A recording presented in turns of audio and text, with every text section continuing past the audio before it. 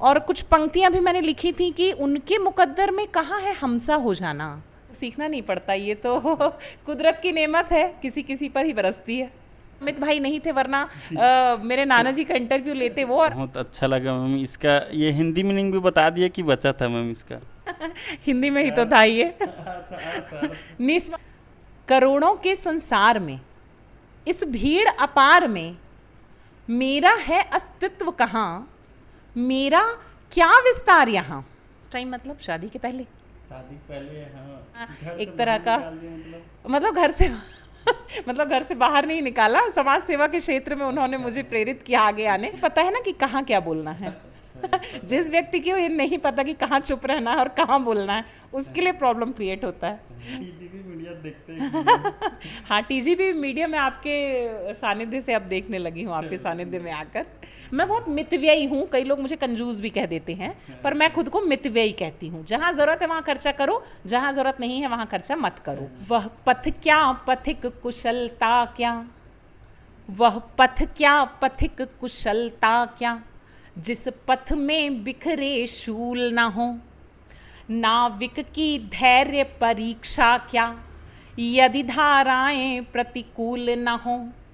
वो देखो पास खड़ी मंजिल, इंगित कर तुम्हें बुलाती है, साहस से बढ़ने वालों के मस्तक पर तिलक लगाती है, साहस से बढ़ने वालों के मस्तक पर तिलक लगाती है। अच्छा, आप बताया कि शादी से पहले कम बोलते थे, तो ऐसा क्या कारण हुआ मैम कि जो शादी के बाद आप इतना बोलना चालू कर दिए?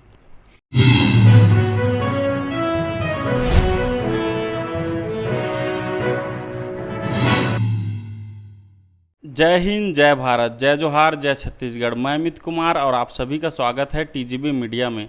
आज हम आए हैं चिरमिरी और हमारे बीच पुनः हैं मुनमुन जैन जी, जो हैं समाज सेविका और साथ ही हैं प्रदेश मंत्री अल्पसंख्यक मोर्चा भाजपा छत्तीसगढ़।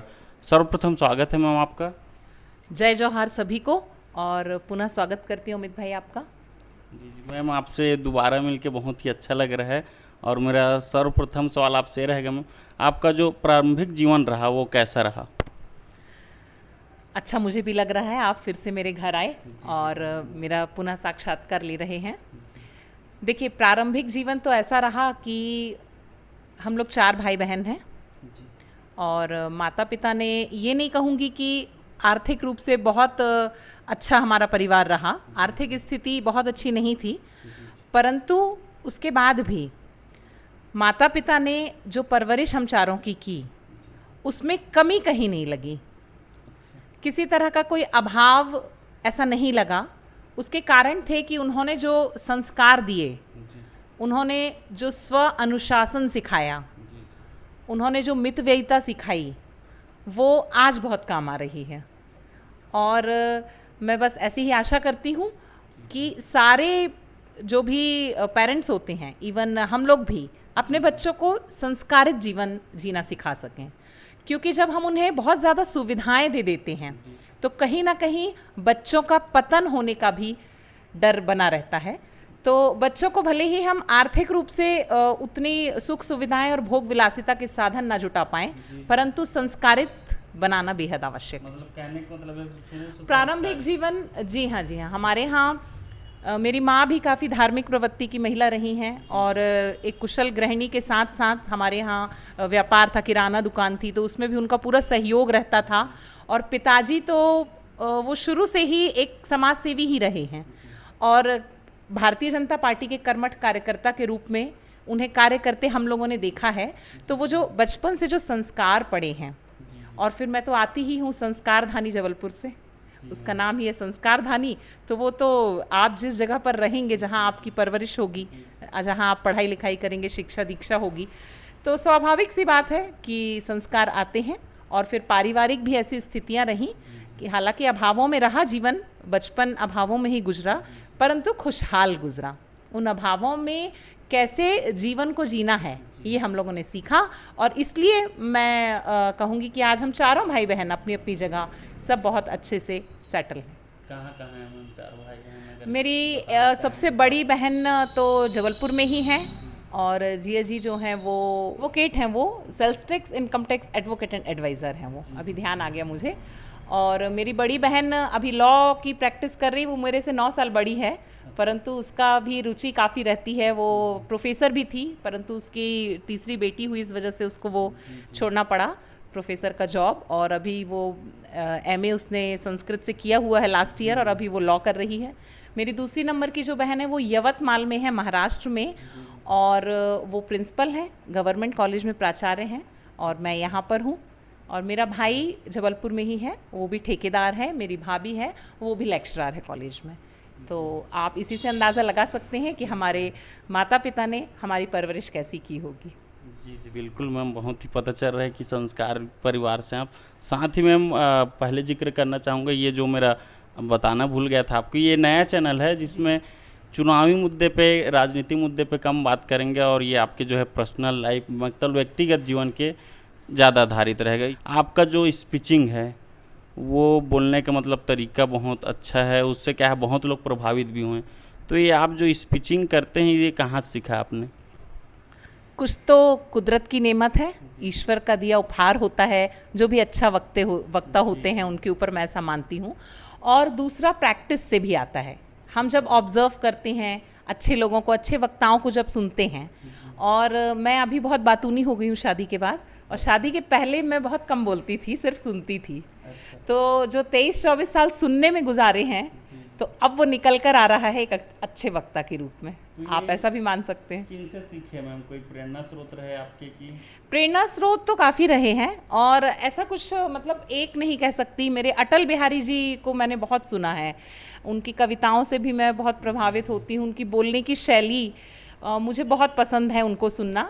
तो अटल बिहारी जी को मैं बहुत पहले भी सुनती थी, अभी भी। पहले तो उतना ये सब माध्यम नहीं थे, इंटरनेट वगैरह, तो जो भी न्यूज़ चैनल में या जहाँ भी सुनने मिलता था। पर अब तो इतने माध्यम हैं, बल्कि बच्चों से मैं कहती हूँ, आज के बच्चों से, कि आप सब मोबाइल चलाते हैं तो उसमें फालतू के शोज़ और ये सब ना देख के अच्छे वक्ताओं को सुनिए। क्योंकि जब हम लर्निंग एज में होते हैं, जो 24-25 साल तक का टाइम जो आपका लर्निंग पीरियड है, उसमें यदि हम जितना अधिक से अधिक अच्छे वक्ताओं को सुनेंगे, अच्छी बातों को ग्रहण करेंगे, तो भावी जीवन जब आपको कार्य क्षेत्र में उतरना है, जब आपको जीवन के संघर्षों से आपका सामना होगा, तो वह अनुभव आपके काम आएंगे, जैसा मेरे जीवन में मेरे साथ ऐसा हो रहा है। अच्छा मैम, जैसे इससे पहले आपका जीवन परिचय में बात हो रही थी, जैसे आप बताया कि शादी से पहले कम बोलते थे, तो ऐसा क्या कारण हुआ मैम कि जो शादी के बाद आप इतना बोलना चालू कर दिए? देखिए, कुछ तो माहौल भी होता है, और एक एज के साथ, समय के साथ हर व्यक्ति के स्वभाव में अंतर आता है, और ख़ासकर महिलाओं के साथ ये होता है कि शादी के बाद उनका जीवन पूरी तरह से बदल जाता है। तो मेरे साथ भी वही हुआ। शादी के पहले मैं बहुत एक कहना चाहिए बिंदास तरह की लड़की थी, एकदम, मतलब अपने में मगन रहना, और जिस काम को ठान लिया जुनून सा था एक। और इस बात का अंदाज़ा आप ऐसे लगा सकते हैं कि मैं हिंदी मीडियम से पढ़ी हूँ, वो भी एक सरकारी स्कूल में। हम लोगों को जब मैं कक्षा 6वीं में गई, तब ABCD सिखाया जाता था। ऐसे बहुत सारे लोग आज भी होंगे, आप मिले होंगे जिनसे, जो सरकारी स्कूल में पढ़ते हैं। पहले 6वीं कक्षा से अंग्रेजी विषय पढ़ाया जाता था। तो आप सोचिए, मैं इतनी जुनूनी थी कि जिस बच्चे ने क्लास 6th में जाके ABCD और अपना नाम इंग्लिश में लिखना सीखा हो, वो आगे चल के MA इंग्लिश लिटरेचर से करती है, वो भी अच्छे खासे परसेंटेज के साथ। तो निश्चित रूप से ये जुनून का ही प्रभाव था। तो वो जुनून और वो जो जज्बा था, लेकिन शादी के बाद जैसे जिम्मेदारियाँ आती हैं, दायित्व आते हैं, तो बहुत सारे दायित्वों को निभाना पड़ता है। जब आप संयुक्त परिवार में विवाह होकर आते हैं, तो निश्चित रूप से संयुक्त परिवार में आप आएंगे तो आपको अपनी वाक्पटुता से भी सबका दिल जीतना होता है। तो जब इस बात को मैंने रियलाइज़ किया, महसूस किया कि नहीं, अब बोलने की ज़रूरत है, तो बस वो बातें आ गई। देखिए, प्रोग्रेसिव होना पड़ता है। मैं बहुत प्रोग्रेसिव हूँ। मैं एक ये नहीं कि जिस सिद्धांत, जिस परिपाटी पे चल रही हूँ, हमेशा उसी पे चलती रहूँगी, क्योंकि ऐसे लोग तरक्की नहीं कर पाते। जैसा मुझे अवसर दिखता है, जैसा मुझे माहौल दिखता है, मुझे अपने परिवार को खुश रखना है। मैं भी खुश रहूँ, आसपास के लोग भी खुश रहें, और वो कब संभव है? यदि मैं अभी भी बात नहीं करूं, इंट्रोवर्ट नेचर, अंतर्मुखी स्वभाव की बन के रहूंगी, तो कौन मेरे पास आना चाहेगा, कौन मुझसे बात करना चाहेगा? तो जब मुझे ये इस बात का एहसास हुआ कि नहीं, अपने परिवार को अच्छे से चलाना है, संबंधों में मिठास बरकरार रखनी है, तो बातें करना ज़रूरी है। तो बातों का सिलसिला चालू हो गया। अच्छा मैम, जैसे साथ ही ये भी जानना चाहेंगे, स्पीचेस जो आपका रहता है बहुत ही मोटिवेट वाला रहता है और बहुत ही संस्कारी, तो ऐसा माहौल घर में भी बना हुआ रहता है कि वहाँ कुछ अलग रहता है घर में? नहीं, घर में तो भरपूर रहता है। मेरे बच्चे इस बात को बेहतर बता पाएंगे। आज ही उनका रिजल्ट था तो काफ़ी सारा उनको एक मोटिवेशन का लंबा चौड़ा लेक्चर मैंने दिया है। रिजल्ट अच्छा ही रहा। मेरे दोनों बच्चे होशियार हैं और बहुत ज़्यादा प्रेशर दे के मैं विश्वास नहीं रखती कि बच्चों को पढ़ाना चाहिए। वो अपनी योग्यता, अपनी क्षमता, अपने विवेक के आधार पर आगे बढ़ें, ऐसा बच्चों को माहौल देना चाहिए। और डांटना तो हम लोग नहीं डांटते, उनका रिजल्ट कभी बिगड़े भी तो हम लोग डांटने का काम नहीं करते हैं, उनके ऊपर छोड़ते हैं। आपका जीवन है, आपको तय करना है कि आपको आपकी जो जीवन की दिशा दशा है आपको निर्धारित करनी है। तो लेकिन हाँ, पेरेंट्स के रूप में मार्गदर्शन देना हमारा काम है, वो हम लोग करते हैं, प्रयास करते हैं कि बच्चे अच्छी राह में चलें, संस्कारवान बने। साथ ही आप समाज सेविका हैं, तो समाज सेविका आप बचपन से ही थे कि थोड़ा बड़े होने के बाद कि जो जब राजनीति में आए तब? जो बचपन से ही ये भाव मेरे अंदर थे, उसका एक प्रमुख कारण यह है कि जहाँ हम लोग रहते थे शादी के पहले, तो वो एक तरह का एक बस्ती ही थी, मोहल्ला था, स्लम एरिया था, जहाँ काफ़ी सारा मजदूर वर्ग रहता था हमारे आसपास। और मैंने बचपन से ही ना जीवन की जटिलताओं को महसूस किया है, उन लोगों को क्या कठिनाइयाँ अनुभव होती हैं। और कुछ पंक्तियाँ भी मैंने लिखी थी कि उनके मुकद्दर में कहाँ है हमसा हो जाना, वो तो अपनी फ़कीरी में मस्त रहते हैं। मतलब उन्हें इस बात का एहसास भी नहीं है कि वो क्या खो रहे हैं, वो फ़कीर हैं, वो उसी में मस्त हैं कि उन्होंने रात को आके उनको एक टाइम का भोजन भी पर्याप्त मिल रहा है तो वो उसी में मस्त हैं। उनके बच्चे फटेहाल घूम रहे हैं सारा दिन, पर उनको उसकी कोई परवाह नहीं, तो वो उसी में मगन है। यह बात मैंने अपने बचपन से देखी है, क्योंकि मेरी परवरिश जो हुई वो एक ऐसे जगह में हमारा घर था, हम लोग रहे हैं जहाँ बहुत अभावों में लोगों को मैंने देखा है। तो मेरा मन था वो द्रवित होता था। और ये मेरे मम्मी पापा के भी संस्कार हैं, क्योंकि पापा हमेशा से समाज सेवी ही रहे हैं और उन्होंने हमेशा उन लोगों के उत्थान के लिए काम किए हैं। आए दिन लड़ाई झगड़े, शराब पीकर घरों में झगड़े होना, जो घरेलू हिंसा का शिकार महिलाएं होती रही हैं वो सब होना, तो ये सब मैंने बहुत छोटी उम्र से देखा है। तो इसलिए मुझे अंदर से हमेशा से रहा है कि लोगों की सेवा करनी चाहिए, और ईश्वर ने हमें जो दिया है वो पर्याप्त दिया है। बुद्धि भी दी है, शारीरिक बल भी दिया है और आर्थिक भी जो दिया है ऊपर वाले ने। तो यदि हमारा मानव जीवन तभी सफल है जब हम अपने पाए हुए को बांट सकें लोगों में, और किसी का जीवन यदि हम अपने द्वारा सुधार सकते हैं तो इससे बेहतर मानव जीवन का और कोई उपयोग नहीं हो सकता। मैम, जैसे आपने बहुत ही अच्छा लाइन बताया और साथ ही हम आपकी स्पीचिंग में देखते भी हैं मैम, तो नया नया जो वर्ड आता है, तो ये आप जो लाइन या जो दोहा या जो श्लोक रहता है, ये आप अपने से बनाते हैं कि कहीं से निकालते हैं मैम? मैं खुद भी लिखती हूँ, मुझे भी शौक है लिखने का जब जैसा समय मिले। और मैं बिल्कुल, यदि इतने अच्छे हमारे यहाँ राइटर्स भरे पड़े हैं, एक से एक साहित्यविद है, उनकी इतनी सुंदर सुंदर रचनाएं हैं, तो उन्हें क्यों ना दोहराऊं, क्यों ना पढ़ूं, उनको भी मैं ज़रूर याद करती हूँ। अधिकतर जो रहता है मैम, हाँ जी, हाँ जी, लगता है तो आप अपने से हाँ, मैं अपने, अभी आपको जो पंक्तियाँ कहीं वो मेरी खुद की रचित हैं। तो ये कहाँ से सीखे मैम? इसको सीखना नहीं पड़ता, ये तो कुदरत की नेमत है, किसी किसी पर ही बरसती है, मेरे ऊपर बरसी है। अच्छा मैम, इसी के साथ साथ थोड़ा आपके प्रारंभिक जीवन में और करना चाहेंगे। प्रारंभिक जीवन में जो संस्कार रहा आपका, फैमिली बैकग्राउंड का माहौल, तो ये पहले से था कि कहीं से उनका भी प्रेरणा स्रोत रहे उस टाइम? देखिए, ऐसा है कि मैं क्या बोलूँ, माता पिता तो रहे ही, मेरा ननिहाल पक्ष भी, जैसे मेरे नाना जी थे, तो वो बहुत धार्मिक थे, नानी भी थी धार्मिक, लेकिन नाना जी ने एक त्यागी व्रति का जीवन जिया। मैंने उनको कभी चप्पल पहनते नहीं देखा, वो हमेशा खाली पैर रहते थे। उनका वस्त्रों का त्याग था। वो हमारे यहाँ जो ऐसा सफ़ेद चादर जो लपेट के रखते हैं वो उसको पहन के रखते थे। उन्होंने षट रस का त्याग किया हुआ था, मतलब वो मीठा, नमकीन, घी, तेल ये सब कुछ नहीं खाते थे, सिर्फ उबला खाना खाते थे। उनको एक से एक जो योग होता है उसमें वो निपुण थे। एक से एक आसन वो करते थे कि जिसको देख के हम अपने दांतों तले उंगलियां दबा लें।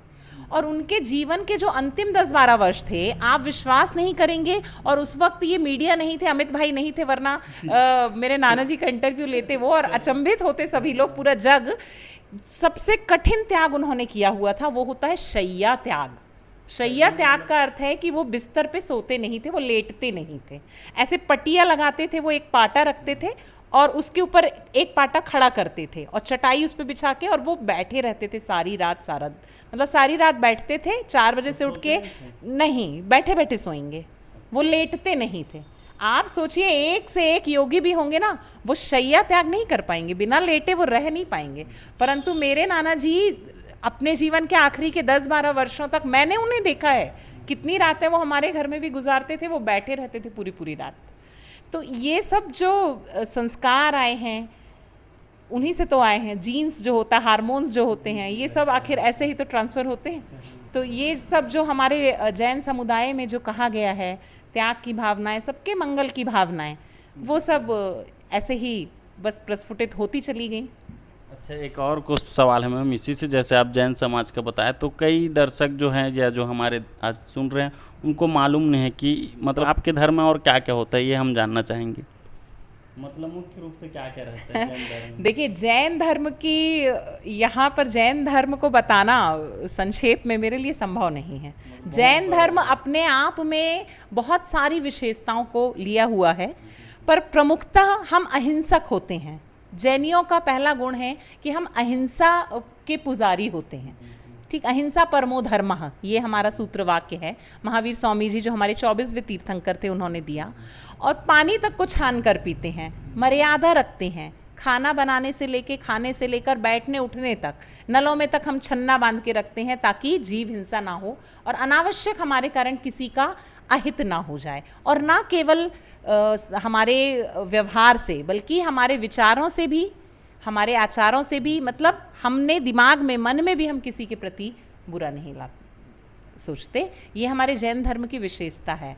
एक और आपको कहना चाहूँगी, एक भावना हम लोग पढ़ते हैं, उसकी चंद पंक्तियाँ मैं आपके सामने रखना चाहूँगी कि भावना दिन रात मेरी सब सुखी संसार हो, सत्य संयमशील का व्यवहार घर घर बार हो, धर्म का प्रचार हो और देश का उद्धार हो, और यह उजड़ा हुआ भारत चमन गुलजार हो। बहुत सुंदर। ये आप अपने से लिखे? नहीं, ये तो हम लोग पढ़ते हैं, हमारे धर्म ग्रंथ, मतलब धर्म ग्रंथ इतने हैं कि उनका अध्ययन करते सारा जीवन भी समाप्त हो जाएगा, हम उनको कर नहीं पाएंगे, उनके मर्म को नहीं समझ पाएंगे। एक एक शब्द, एक एक अक्षर में जो महत्ता उसकी बताई गई है जीवन की, वो सब जैन धर्म में समाहित है। तो बस कुछ अल्पज्ञानी हूँ, और जो थोड़ा बहुत मैं जान समझ पाती हूँ तो वो बांटती हूँ लोगों में। जी मैम, बहुत अच्छा लगा मैम। साथ ही हम ये भी जानना चाहेंगे मैम, अभी जैसे श्लोक आपने किया, ऐसा आपके लिखा हुआ मैं जानना चाहूँगा कि अगर कुछ आप 2-4 बोलते तो अच्छा हो जाता मैम। बिल्कुल। चलिए, निस्वार्थ भाव से सेवा पथ पर जो बढ़ते अविरत अविराम, ध्यान से सुनिएगा कि निस्वार्थ भाव से सेवा पथ पर जो बढ़ते अविरत अविराम, उनके ही पुण्यों का संचय पाता है निश्चित शिवधाम। मन में करुणा, हृदय में धीरज, उन्मुक्त उजाले पा जाते। मन में करुणा, हृदय में धीरज, उन्मुक्त उजाले पा जाते। निसहाय असहाय की करुण पुकार के आगे, हिम से हृदय भी पिघल जाते। मान सम्मान का ध्यान रखें हम, सांसें जब तक हैं निस्वार्थ रहें हम। मानव जीवन के इस मूल रूप को आओ अंगीकार करें हम। तो मानव जीवन का मूल रूप यही है, मानव सेवा, परहित के लिए कार्य करना। जी, तो ये बहुत अच्छा लगा मैम। इसका ये हिंदी मीनिंग भी बता दिया कि बचा था मैम इसका? हिंदी में ही तो था ये। निस्वार्थ भाव से सेवा पथ पर। निस्वार्थ आप समझते होंगे बिना किसी स्वार्थ के, बिना किसी लोभ के किसी की सेवा करना। जो बढ़ते अविरत अविराम, मतलब जो व्यक्ति अपना जीवन निस्वार्थ भाव से जीते हैं उनके ही पुण्यों का संचय पाता है निश्चित शिव धाम। और हम इन्हीं पुण्यों को संचित करके शिव धाम अर्थात स्वर्ग को प्राप्त कर सकते हैं। तो स्वर्ग को प्राप्त करने का उपाय यह नहीं है कि हम बहुत सारा धन कमा लें, बल्कि यह है कि हम निस्वार्थ भाव से लोगों की सेवा कर सकें। मन में करुणा, हृदय में धीरज। तो मन में हमारे करुणा होना चाहिए, मतलब दूसरों के प्रति दया के भाव होना चाहिए। अपने हृदय में धीरज होना चाहिए, धैर्यवान होना चाहिए। उन्मुक्त उजाले पा जाते, तो उन्मुक्त मतलब जो उजाले फैले हुए हैं वो हमें भी पाना है और दूसरों के जीवन को भी प्रकाशमान करना। असहाय की करुण पुकार के आगे हिम से हृदय भी पिघल जाते। और कोई असहाय है, उसकी यदि हम कुछ सहायता कर सकें तो हमारा हृदय भले ही हिंसा हो, हम कितने ही कठोर क्यों ना हो, पर किसी असहाय को देखकर उसकी हेल्प करने के लिए हमको हमेशा तत्पर रहना चाहिए। बस यही सब भाव है। जैसे मैम एक आपने बहुत अच्छा किया, और हाँ आपकी स्पीचिंग में देखते हैं मैम कि मोटिवेशन जो स्पीच बहुत रहता है, तो अगर आप एक आग मोटिवेशन स्पीच देते या उससे संबंधित श्लोक बोलते तो भी अच्छा हो जाता। एक कुछ पंक्तियाँ सुनाती हूँ आपको। बचपन से मैं सुनती हूँ, मुझे नहीं पता उसके लेखक कौन है, मैंने नहीं लिखी। बचपन से ही मैं, जब भी मैं डीमोटिवेटेड होती थी पहले भी, अब तो खैर नहीं होती हूँ, अब तो मैं इतना सब मतलब जीवन के संघर्षों को देख देख के, अपने संघर्ष क्या बोलूँ, मैं दूसरों के संघर्षों को देख देख के अब तो मैं जड़ हो गई हूँ। लेकिन हाँ, आज भी मैं बच्चों को भी मोटिवेट करती हूँ और आपके सामने पंक्तियाँ रखती हूँ। करोड़ों के संसार में, इस भीड़ अपार में, मेरा है अस्तित्व कहाँ, मेरा क्या विस्तार यहाँ। सोचती हूँ आखिर वह क्या है जिसकी मुझे तलाश है वो मंजिल यहीं कहीं या फिर सारा आकाश है। ध्यान कर फिर अर्जुन का भेद देती हूँ लक्ष्य को, अब तो मन में है ठाना, बहुत दूर है मुझको जाना। इंसान जो मेहनत से छूते हैं आसमां, संग होता है उनके ही जहां। इस दुनिया को जीतेगा वो जो हारे ना अपनी दुनिया को। तो इस दुनिया को जीतने का मूल मंत्र है कि आप अपनी दुनिया को ना हारें। इसका थोड़ा सा मैं आपको विवरण लास्ट लाइन का देना चाहूँगी। अपनी दुनिया को ना हारने से अर्थ है कि एक इंसान के रूप में जब हम इस जीवन को जीते हैं तो हमारे अंतर मन में बहुत सारी बातें चलती हैं। और अर्ली एज में, मतलब जो टीनेजर होते हैं, जो 20-22 साल तक जो लर्निंग एज जो स्टूडेंट्स होते हैं, उनके मन में ज्वार भाटे उठते रहते हैं। छोटी छोटी घटनाओं से वो कभी विचलित भी हो जाते हैं, कभी परम आनंद को भी प्राप्त कर लेते हैं। तो उस अवस्था में मैं बस यही कहना चाहूँगी कि अपने आप को जीतना है। मतलब हमारे जैन धर्म का सार भी यही है, अपनी इंद्रियों पे विजय करना। इसलिए हम बोलते हैं जय जिनेंद्र, जिसने अपनी इंद्रियों को जीत लिया हो। तो इंद्रियों को जीतना कहलाता है स्वयं पर कंट्रोल करना। इसीलिए हम इतने नियम धर्म भी पालन करते हैं। और हर व्यक्ति को जीवन ऐसे ही जीना चाहिए कि जहाँ पर स्वनियंत्रण हो।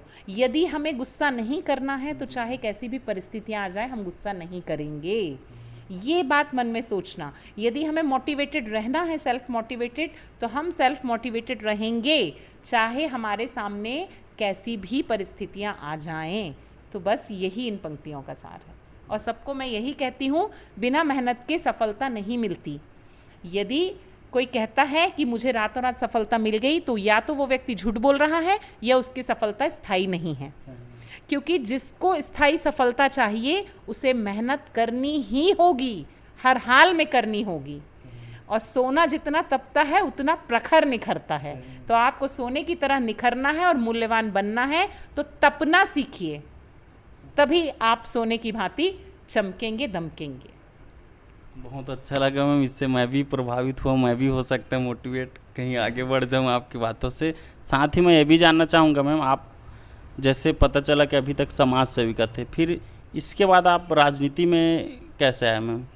जी, समाज सेविका तो मैं बहुत बड़ा शब्द हो जाता है। मैं तो बहुत छोटे छोटे काम करती हूँ लोगों के हित के लिए। ईश्वर, मैं चाहती हूँ कि ईश्वर मुझे बड़े अवसर प्रदान करे ताकि मैं अधिक से अधिक ऐसे लोगों की सहायता कर सकूं जिन्हें ज़रूरत है।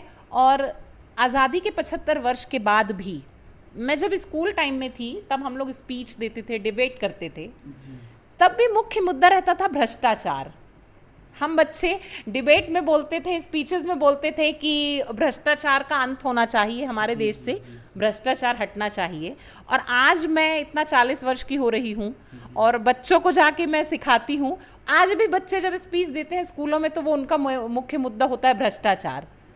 तो मैं सोचती हूँ कि इतने आज़ादी के 75 वर्ष हो गए हमें आज़ाद हुए, फिर भी ये भ्रष्टाचार जैसे मुद्दे समाप्त क्यों नहीं होते। आज भी चुनाव के मुद्दे देखती हूँ तो वही बेरोजगारी, वही पानी की समस्या, बिजली की समस्या, रोड की समस्या। तो इन समस्याओं से मुक्ति क्यों नहीं मिल पा रही। तो जब इन समस्याओं पर मैं विचार करती हूँ तब लगता है कि बहुत सारे मेरे जैसे सोच के समाज सेवी भरे पड़े हैं समाज में, परंतु हम राजनीति में आकर स्वयं के हाथों में नेतृत्व लेकर आगे बढ़ने का काम नहीं करते हैं, इसलिए इन समस्याओं का अंत नहीं हो पा रहा। यदि हो सकता है मेरे राजनीतिक प्रवेश से यदि थोड़ा बहुत भी बदलाव, यदि 1% भी बदलाव मैं अपने द्वारा ला पाती हूँ राजनीतिक परिवेश में, तो मैं अपनी उपलब्धि मानूंगी। और बस यही सोच के मैंने राजनीति में पदार्पण किया है कि जो भी बुराइयां हैं उन्हें बदलना है। आपने सुना होगा नेताजी सुभाष चंद्र बोस का नाम सुने हैं। उनको नेताजी की उपाधि दी गई थी उस समय। मतलब सोचिए, जब आज़ाद भारत के समय उसके कुछ साल पहले, 10 साल पहले, 10 साल बाद तक की तस्वीर देखेंगे तो राजनीतिक होना एक बहुत अच्छा गुण माना जाता था। नेताजी किसी को, मतलब उनको उपाधि दी गई, उनको संबोधन दिया गया नेताजी का, इसलिए दिया गया कि आप, मतलब सम्मान उन्हें दिया गया। और आज जब कहीं कुछ बुरा होता है, स्कूल कॉलेज की बात हो, चाहे ऑफिस की बात हो, चाहे कहीं की भी बात हो, तो सबसे पहला शब्द हम बोलते हैं नेतागिरी मत करो यहाँ। तो ये नेतागिरी, ये राजनीति बदनाम कैसे हो गई। इन 70 सालों 75 सालों में हमने राजनीति का दिन प्रतिदिन ह्रास होते देखा है, इसमें कमी आते देखी है। तो ऐसा क्यों हुआ, इस पर विचार करने की हर प्रबुद्ध वर्ग को जरूरत है। हर उस व्यक्ति को जरूरत है जिसके अंदर वैचारों के सैलाब उमड़ते हैं। और कैसे, आखिर समाज सेवा करना क्या है। समाज सेवा मात्र किसी असहाय की मदद कर देना नहीं है। यदि हमारे आसपास के परिवेश में कुछ कमियां हैं और हम यदि उस जगह जाकर उन कमियों को दूर कर सकते हैं तो दायित्व उठाना, बीड़ा उठाना भी बहुत बड़ी समाज सेवा है। बस यही भावनाओं के साथ आज मैं राजनीतिक सक्रियता अपनी बढ़ाए हुए हूँ। अच्छा, इसी के साथ मैम एक और सवाल था आपसे, मतलब उस टाइम आपका हॉबी क्या था मैम, आपको क्या पसंद था उस टाइम? उस टाइम मतलब शादी के पहले? शादी पहले, हाँ। देखिए, बहुत मैं सिंप्लिसिटी में बिलीव करती हूँ। आज से नहीं, बहुत पहले से, शादी के पहले से ही, क्योंकि मुझे बहुत छोटी उम्र में ये बात समझ में आ गई थी अच्छे से कि शारीरिक सौंदर्य जो होता है वो हमारी उपलब्धि नहीं है, और ना ही शारीरिक सौंदर्य से हम, श्रृंगार से हम अपने जीवन को सुंदर बना सकते हैं, अच्छा बना सकते हैं, बल्कि वैचारिक, मानसिक जो सुंदरता होती है उसे बढ़ाने के लिए हमेशा काम करना चाहिए। और मैं बहुत सिंपल रही हूँ, और ऊपर वाले की दया से मुझे परिवार भी ऐसा ही मिल गया कि जहाँ पे बहुत सिंप्लिसिटी है। हम लोगों की लाइफ स्टाइल पहले भी और अभी भी इस चीज़ में सिमिलैरिटी रही, समानता रही, तो मुझे बहुत ज़्यादा परेशानियाँ नहीं आई शादी के बाद यहाँ एडजस्ट होने में। क्योंकि मेरे यहाँ पर भी मेरी सासू माँ बहुत धार्मिक हैं और ससुर जी हैं, तो वो भी बहुत मिलनसार और सामाजिक व्यक्ति हैं, और बहुत सादगीपूर्ण जीवन हम जीते हैं। हमारे यहाँ मेरे पतिदेव हैं, मेरे बच्चे हैं, इन सब का जो सपोर्ट रहा मेरे साथ, तो इतने कम समय में आज मैं शादी के बाद भी, वरना सालों लग जाते हैं महिलाओं को उस घर में एडजस्ट होने में शादी के बाद। और मैं विवाह के बाद बहुत जल्दी ही, इसका पूरा श्रेय मैं अपने ससुर जी को देना चाहूँगी कि उन्होंने जो मुझे बहुत कम समय में घर से बाहर निकाल दिया, वो भी चिरमिरी जैसी जगह में। हम जैन फैमिली से बिलोंग करते हैं जहाँ इतना हमारे यहाँ एक तरह का, मतलब घर से मतलब घर से बाहर नहीं निकाला, समाज सेवा के क्षेत्र में उन्होंने मुझे प्रेरित किया आगे आने। मैं मतलब विवाह के 2-3 वर्षों बाद ही मैंने, मेरे पिताजी ने, ससुर जी ने, यहाँ जो सरस्वती शिशु मंदिर संस्थान है वहाँ पर मुझे सदस्य बना दिया था। समिति की मैं सदस्य हूँ, 12-13 साल हो गए हैं मुझे वहाँ कार्यरत हुए। और मैं चाहती थी, आप सोचिए यदि 22-24 मेंबर हैं समिति में, तो मैं एक अकेली महिला हूँ तब से, और तो भी मैं जाती हूँ। और नई नई बहू के लिए ये सब इतना आसान नहीं होता, परंतु मेरे ससुर जी ने हमेशा मेरा सपोर्ट किया और मेरा साथ दिया। उन्होंने मुझे आगे बढ़ाने के लिए हर समय जो उनसे बन पड़ता था वो करते थे, और उन्हीं के कारण आज मैं यहाँ हूँ। और हर तरह से आज भी जाती हूँ, निकलती हूँ, तो जब तक परिवार का साथ सहयोग नहीं रहेगा तब तक कोई कुछ नहीं कर सकता, महिलाएं आगे नहीं बढ़ सकती। और आपने प्रारंभिक जीवन की बात की, तो शौक़ मेरे बहुत ज़्यादा नहीं रहे। गाने सुनना शौक़ थे, म्यूज़िक मुझे बहुत पसंद है आज भी। हाँ, स्पोर्ट्स में मतलब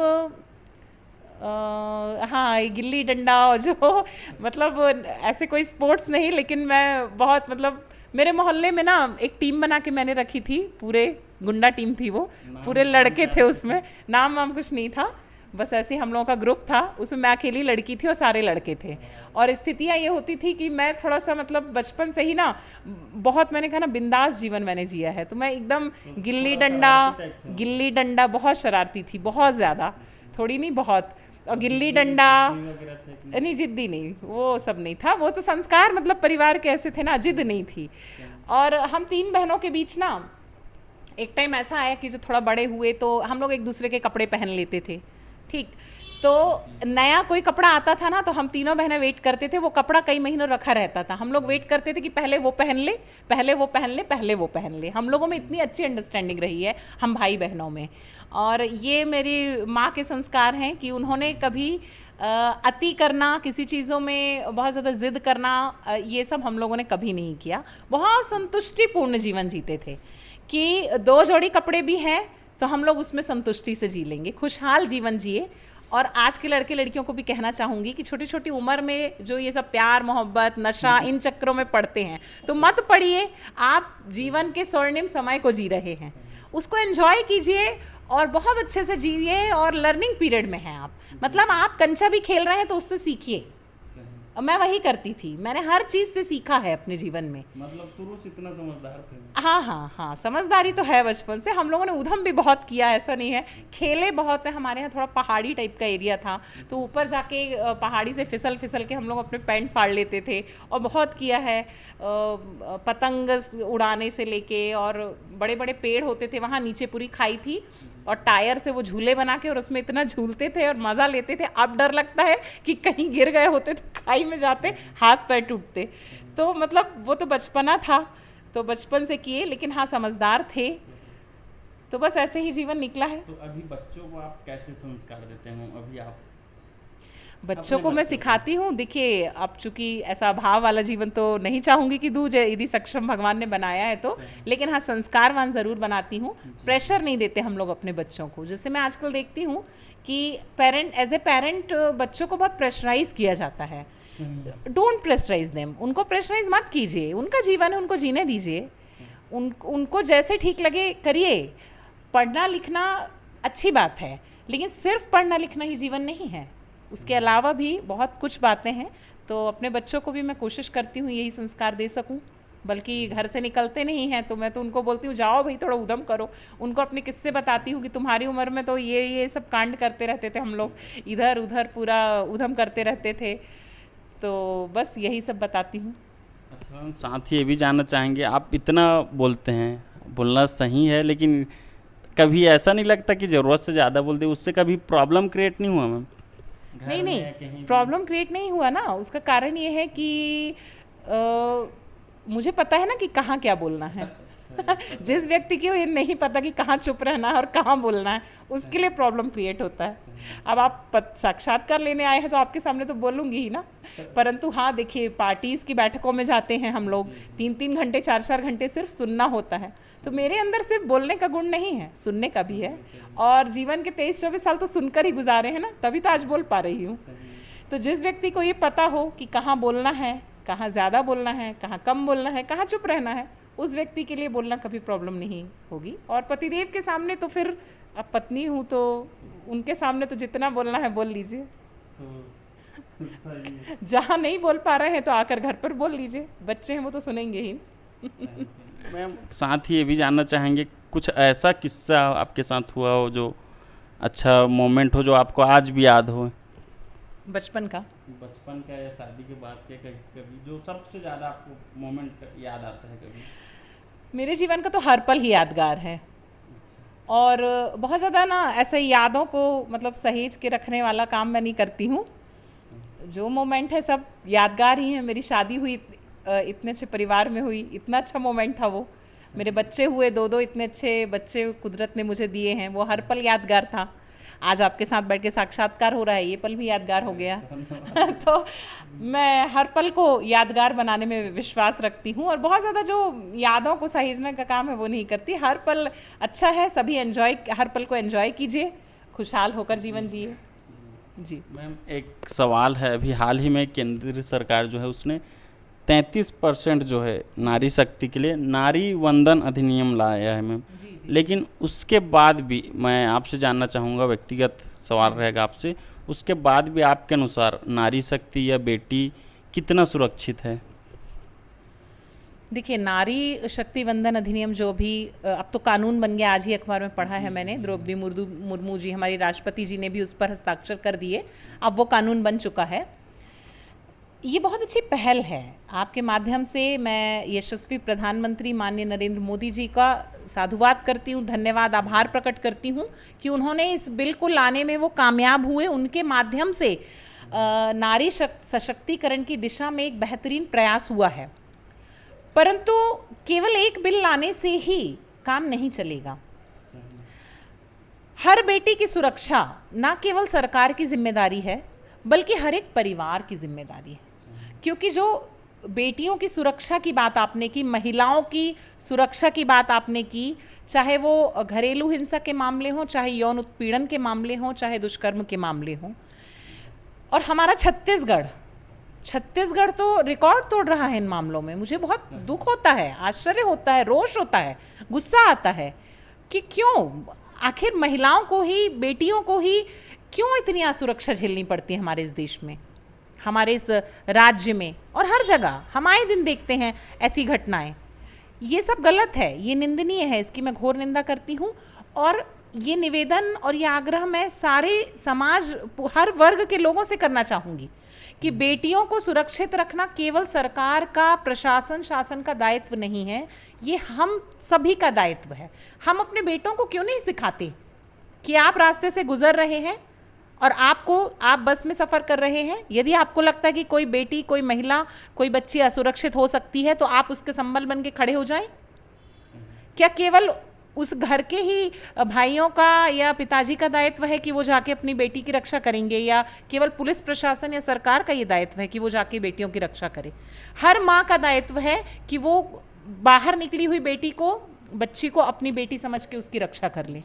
सड़क पर हम गुजरते, मेलों ठेलों में जाते हैं, जब सार्वजनिक जगहों पर महिलाएं होती हैं तो कई ऐसे गंदी मानसिकता के पुरुष होते हैं जो उनको अपनी प्राइवेट प्रॉपर्टी समझ लेते हैं, जो समझ लेते हैं कि महिला भीड़ में है, कहीं भी हाथ लगा दो, उसको कहीं भी मिसबिहेव कर दो।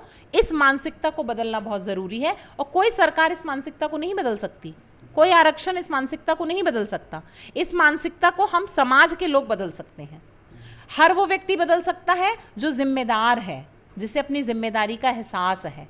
गुंडे या जो असामाजिक तत्व हैं वो कितने हैं? मुट्ठी भर हैं, गिने चुने हैं, पर सभ्य समाज के लोग, प्रबुद्ध वर्ग कितना है? बहुत ज़्यादा मात्रा में। तो ये प्रबुद्ध वर्ग की जिम्मेदारी है कि आप आगे आएँ और बेटियों की सुरक्षा की जिम्मेदारी लें, और अपनी बेटियों को इतना सशक्त बनाएं, उनको बचपन से ही ऐसे संस्कार दें कि वो आगे चल के कहीं भी किसी से भी डरे ना, खौफ ना खाएं, उनके साथ ये घटनाएं ना हो। और साथ ही साथ मैं ये भी कहूँगी कि अपने बेटों को भी आप शिक्षित करिए। बेटियों को तो हम बहुत ज्ञान देते हैं बचपन से ही, ऐसा करो वैसा करो, बेटों को ज्ञान देना भूल जाते हैं कि ये आप किसी के साथ गलत काम नहीं करेंगे। यदि बच्चों को बचपन से ही माएँ यदि अपने बेटों को भी ये बात सिखाएंगी तो कोई बेटा आगे चल के ऐसा काम करेगा ही नहीं। उसके अंदर डर भय नहीं है जब तक पेरेंट्स का, तो कोई भी बच्चे, जनरली आप देखिए युवा लड़के ऐसे सब काम करते हैं, दुष्कर्म करते हैं, गैंग रेप करते हैं लड़कियों के साथ, तो उनके अंदर इतनी शय आती कैसे है? उनके अंदर किसी बात का डर ही नहीं है, ना उन्हें अपने पेरेंट्स का डर है, ना प्रशासन का डर है, किसी बात का डर भय है ही नहीं। सजा के प्रावधान ऐसे होने चाहिए कि अपराधी अपराध करने से पहले 100 बार सोचे। यदि संविधान में संशोधन होते हैं, और मैं तो मांग करूंगी आपके माध्यम से कि कड़ी से कड़ी ऐसी सज़ा होनी चाहिए ना, ऐसी सज़ा निर्धारित कीजिए कि दोबारा कोई हिम्मत ना कर पाए बच्चियों की तरफ आंख उठा के देखने की भी। ये बहुत बहुत दुखद है। छोटी बच्चियों के साथ जो अनाचार हो जाते हैं, मेरी तो रूह कांप जाती है। आप विश्वास नहीं करेंगे, मुझे मैं तो रो लेती हूँ, कई बार मैं रोती हूँ कि क्या है ये देख के। आज भी हम उस बाबर के युग में जी रहे हैं क्या, कि औरंगजेब और बाबर के ज़माने में हम जी रहे हैं? हमारी बच्चियों को जो सुरक्षा हम नहीं दे पा रहे हैं, तो ये सरकार बस की जिम्मेदारी नहीं है। और अधिनियम पारित हुआ, मैं उसका बहुत स्वागत करती हूँ, अभिनंदन करती हूँ। महिलाओं को बहुत सशक्तिकरण इससे मिलेगा। ऐसे बहुत सारे परिवार हैं जो महिलाओं के उच्च शिक्षित होने के बाद भी, महिलाओं के सशक्त होने के बाद भी उन्हें राजनीति या दूसरे क्षेत्रों में आगे बढ़ने नहीं देते। तो कम से कम इन अधिनियमों के आने से उन परिवारों को भी सोचने, मजबूर और विवश होना पड़ेगा कि यदि महिला पढ़ी लिखी है और गुणवान है, वो यदि प्रतिभाशाली है, नेतृत्व के गुण उसके अंदर हैं, तो हम उसे आगे बढ़ाएं। निश्चित रूप से आगे आने वाले समय में ऐसा होगा, हम सब ऐसा इन बातों के साक्षी बनेंगे। अच्छा मैम, एक और क्वेश्चन, इतना सब चीज़ आपके जीवन में होने के बाद मैम, आपका राजनीति सफ़र देख लिए, समाज सफ़र देख लिए, इतना उसके बाद भी आपको अभी भी क्या लगता है कि आपने अभी तक क्या पाया है और क्या खोया है? पाया तो बहुत कुछ है, रोज पाती हूँ, नित्य प्रति मैं पा रही हूँ। ईश्वर की बहुत बहुत मैं धन्यवाद ज्ञापित करूंगी कि मैंने कहा ना कि विवाह के पूर्व भी भले ही आर्थिक रूप से बहुत मजबूत नहीं रहे, क्योंकि मेरे पिताजी ने बहुत सीमित संसाधनों में हम लोगों की परवरिश की। उनके सिद्धांत थे, वो सिद्धांतवादी थे, परंतु कमी किसी चीज़ की कभी नहीं हुई। और विवाह के बाद भी ईश्वर की ये कृपा रही, मुझे ऐसा परिवार मिला कि कमी किसी चीज़ की नहीं रही। तो मैं तो रोज पाती हूँ, लेकिन हाँ, क्या पाना बाकी है? अभी तो बहुत कुछ पाना बाकी है। यह नर्तन मिला है, इसका तो सदुपयोग अभी हुआ ही नहीं। सदुपयोग तब होगा जब अपनी क्षमताओं का पूरा उपयोग मैं कर पाऊंगी और समाज को मैं अपनी क्षमताओं का 100% दे पाऊंगी। उस दिन मैं कहूँगी कि हाँ, अब मेरा जीवन सार्थक हुआ। अभी तो मैं तो बहुत अल्पज्ञानी हूँ। तो अभी तो इतने ग्रंथ हैं, इतना कुछ पढ़ने को है। मैं चाहती हूँ कि थोड़ा और मैं समय निकाल सकूँ अपने अध्ययन के लिए। और मुझे अभी तो एक मेरी लालसा है कि मुझे हिंदी साहित्य से एमए करना है, जो मैं विगत कई वर्षों से प्रयासरत हूँ, वो मैं कर नहीं पाई हूँ। और मैं चाहूँगी कि ऐसे निमित्त बने कि अतिशीघ्र मैं उसको भी कर सकूँ। उसके अलावा बहुत सारे काम हैं करने के लिए, जो करने हैं। अच्छा मैम, इसके साथ जैसे आपने समय का जिक्र किया, तो इससे पहले भी आपसे सवाल किया था और पुनः फिर करूँगा मैम। टाइम मैनेजमेंट आप एक बार हम और जानना चाहेंगे। टाइम मैनेजमेंट आप कैसे करते हैं, इतना समाज सेवा, फिर घरेलू काम, इसके बाद भी? टाइम मैनेजमेंट एक गुण है, हुनर है, पहले भी आपको मैंने कहा। और ये स्किल जिसने डेवलप कर ली वो व्यक्ति सफल है। आपका जो जीवन मिला है 24 घंटे का, एक एक मिनट कीमती है। Time is money. इस युक्ति को जो व्यक्ति सोच लेता है और जो व्यक्ति अपने जीवन में उतार लेता है। बहुत लोग रोते रहते हैं कि हमारे पास समय नहीं है, पर समय भरपूर है। जो रोते हैं उसको छोड़ दीजिए। हर काम आप कर सकते हैं इन्हीं 24 घंटों में। बस आपको ये पता होना चाहिए कि कब किस काम को प्राथमिकता देनी है। ठीक है, विद्यार्थी के रूप में आपको पता होना चाहिए कि पढ़ाई के लिए मुझे कितना समय देना है, कितना समय नहीं कि खेल को देना है, कितना समय कहाँ देना है। एक गृहिणी के रूप में मुझे पता होना चाहिए मुझे रसोई घर में कितना समय देना है, मुझे धार्मिक कर्मकांडों के लिए कितना समय देना है, मुझे समाज सेवा के लिए। जिस व्यक्ति ने अपने जीवन का मूल उद्देश्य समझ लिया, समय का महत्व समझ लिया कि ये समय बहुत कीमती है, और हर सफल आदमी को भी 24 घंटे ही मिलते हैं, असफल को भी 24 ही मिलते हैं। बस उसका निर्धारण सही तरीके से करना बेहद ज़रूरी है। हम रोते हैं हमारे पास समय नहीं है, और हम मोबाइल चलाते हैं, फेसबुक व्हाट्सएप चलाते हैं, उसमें घंटों देते हैं। आप कभी डिजिटल वेलबींग चेक कीजिए अपने मोबाइल की। रात को बैठ के 3 घंटे 4 घंटे से कम किसी का फ़ोन नहीं चलता आज के समय में। स्क्रीन में बताता भी है। हाँ, उसमें दिखाता है सेटिंग में। तो आपने वो 3-4 घंटे जो मोबाइल को दिए, मैं भी करती हूँ, मैं भी चलाती हूँ, ऐसा नहीं है, पर मैं उसको जब खाना बनाती हूँ उस समय मैं सुनती हूँ, लगा लेती हूँ स्पॉटिफाई पे, एक से एक वक्ता, एक से एक पॉडकास्ट चैनल, एक से एक चीज़ें उसमें चलती रहती हैं। टीजीवी मीडिया देखते हैं। हाँ, टीजीवी मीडिया में आपके सानिध्य से अब देखने लगी हूँ, आपके सानिध्य में आकर। तो मतलब जो भी देखना है, ऐसे काम जो मुझे मतलब जो सुनने हैं सिर्फ, तो उनको मैं लगा लेती हूँ खाना बनाते समय। तो मैं उनको सुनते भी जाती हूँ, करते भी जाती हूँ। मेरा सिलाई में भी बहुत दिलचस्पी है। मेरी एक हॉबी ये भी है सिलाई करना, और मतलब क्रिएटिव काम करना। सिलाई नॉर्मल नहीं करती हूँ मैं, क्रिएटिव करती हूँ। और एक और मैं आपके माध्यम से एक बात बोलना चाहूँगी, टाइम मैनेजमेंट तो आपने अच्छी बात कही। हम लोगों को, हम जिस सदी में जी रहे हैं ना, वेस्ट मैनेजमेंट की बहुत ज़रूरत है। वेस्ट मैनेजमेंट मतलब जो अनुपयोगी पदार्थ हैं, मतलब वेस्ट मतलब जो बेकार चीज़ें हैं, उसको बेस्ट कैसे बनाया जाए उस पर काम करना। मैं आपको अपना एक छोटा सा आदत बताती हूँ। मैं बहुत मितव्ययी हूँ, कई लोग मुझे कंजूस भी कह देते हैं, पर मैं खुद को मितव्ययी कहती हूँ। जहाँ ज़रूरत है वहाँ खर्चा करो, जहाँ ज़रूरत नहीं है वहाँ खर्चा मत करो। तो जैसे मेरी ना जो हैवी साड़ियाँ होती हैं, जनरली आप देखेंगे महिलाओं का ये गुण होता है कि कुछ भी शादी ब्याह हुआ, घर में कोई भी अच्छा शुभ कार्य, मांगलिक कार्य हुए, अच्छा हैवी साड़ियाँ खरीद के रख लेती हैं। उसको 2-3 बार पहनती हैं, उसके बाद वो अनुपयोगी हो जाती है, उनके कबर्ड में पड़ी रहती है। तो मैं क्या करती हूँ ना, वैसे तो मैं बहुत ज़्यादा ये सब खरीदना पसंद नहीं करती हूँ इतना हैवी, पर यदि कोई ऐसा परिधान है मेरे पास जो मेरे कबर्ड में पड़ा है, मैं उसका यूज़ नहीं कर रही हूँ, मैं उससे लहंगा बना लेती हूँ। उसको खोल के उसको रिक्रिएट कर देती हूँ साड़ी से। फिर 1-2 बार लहंगा पहन के मैं उसका फिर सूट बना लेती हूँ, फिर उसका प्लाजो सिल लेती हूँ, उसको पहन लेती हूँ। हाँ, और उसके बाद फिर मैं क्या करूँगी, अपनी बेटी के लिए कपड़ा सिल देती हूँ। तो मतलब ये क्या हुआ ना, रीयूज़ करना हुआ। तो हम बच्चों को पढ़ाते हैं ना, रिसाइकल, रीयूज़। तो ये जो चीज़ें होती हैं, ये वेस्ट मैनेजमेंट के तहत आती हैं। और आज केवल घरों में इसकी ज़रूरत नहीं है।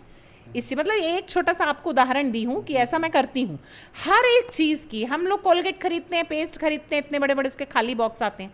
मैं अपने बच्चों को सिखाती हूँ, इससे तुम पेन स्टैंड बनाओ, इससे तुम हाँ उसको रीयूज़ करिए वेस्ट चीज़ों को, क्योंकि इतना कबाड़, इतना वेस्ट हमारे धरती पे जमा हम इंसान करते जा रहे हैं, तो उसको रीयूज़ करना भी हमारी जवाबदारी है।